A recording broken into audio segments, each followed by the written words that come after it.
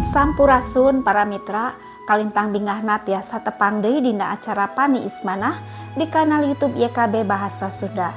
Sate acan urang ngabandungan panglenyepan dinten ieu hayu urang neneda nyuhunkeun pingpinan Roh Suci. Nun ama nu linggih di sawarga abdi sadaya nyuhunkeun pingpinan Roh Suci kangge nuyun abdi sadaya dina ngalenyepan pangan di ka Gusti. Berkahan abdi sadaya supados tiasa ngaregepkeun sareng ngalarapkeunana dina kahirupan sadidinten. Paneda ieu disuhunkeun di lebet asmaning Gusti Yesus Kristus. Hatur nuhun Gusti. Amin. Para mitra, lenyepan urang dinten ieu dicutatina buku renungan wasiat anu dijudulan Miharep Mung ka Gusti Allah. Dumasar kitab Mika pasal 7 ayat 1 dugi ka 7. Sareng nas janten puseur pangenyepan urang nyaeta ayatna nu kahiji sareng ayatna nu ka-7 anu unggalna kieu. Geus eueuh harepan, kaayaan kaula ibarat jelema lapar neangan buah atawa anggur dina tangkalna teu manggih-manggih. Tapi kaula mah ngaharep ka Pangeran sarta kalawan yakin muntang ka Allah nu bakal nyalametkeun kaula. Allah tangtu kersaeun ngadangu doa kaula.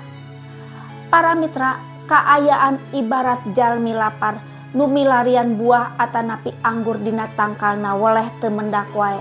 Eta teh gambaran jalmi miskin nu milarian sesa-sesa buah sabada dibuat. Ilaharna anu ngabuat teu ngagehkeun sakedik oge hasil panena. Sok sanaos hukum Taurat ngalarang hal kitu. Cobi engke tingali dina kitab Imamat pasal 18 ayat 8 dugi ka 10 sareng kitab Pamindo pasal 24 ayat 18 dugi ka 21. Kaayaan sapertos kitu teh lir hukuman pati kangge aranjeunna nu mariskin tur lapar. Margi sakedap deui baris nyorang usum tiris. Eta teh gambaran kahirupan jalmi bener di tengahing nyaliarana kajahatan di mamana. Cindekna tiasa disebatkeun kaayaan nu teh nyesakeun pangharepan sakedik-kedik acan. Para mitra, Nabi Mika teu nanjeurkeun harepanana kana kondisi di sabudeureunana. Anjeunna milih nganti-nganti Gusti. Ngantosan Gusti sanes sahiji kaayaan anu pasif. Justru sabalikna eta teh komitmen pikeun percanten nu aktif. Pangharepan ka Gusti eta nu nubuhkeun kakiatan sareng optimisme nu aya dina diri Nabi Mika. Para mitra, nanjeurkeun pangharepan kana kondisi di sabudeureun urang memang paling gampil margi sagalana katawis kalayan jelas. Nanging oge sakaligus paling gampil kagedagkeun sareng ancur margi kaayaan teh salawasna barobih. Teu gampil muntang sareng miharep ka Gusti Allah nu teu katingali. Margi justru mung pangharepan ka Gusti Allah wungkul anu baris tohaga tur kiat. Margi Gusti Allah mah tara owah gingsir, tara barobih, boh kawasa atanapi sisatiana ka umatna. Kumargi kitu hayu urang sing teras diajar ngamili komitmen pikeun tetep satia muntang ka Gusti Allah.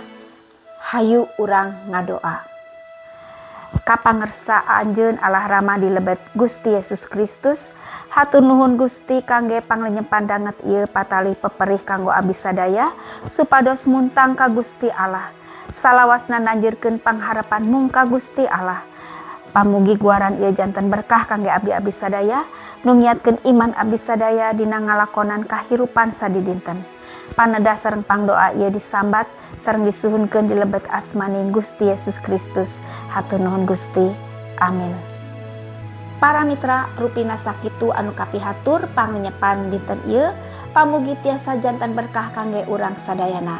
Ulah hilap subscribe, like sareng bagikeun kanu sanes. Margi ku cara kitu para mitra tos ulu biung dina ngamasurkeun Injil kasalamatan sasarengan YKB. Gusti Yesus ngaberkahan. Cak heula.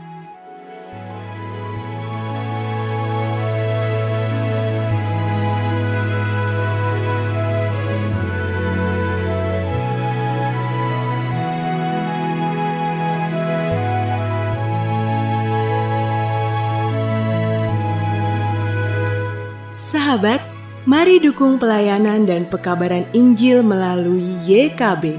dengan membagikan link acara ini kepada sebanyak mungkin orang.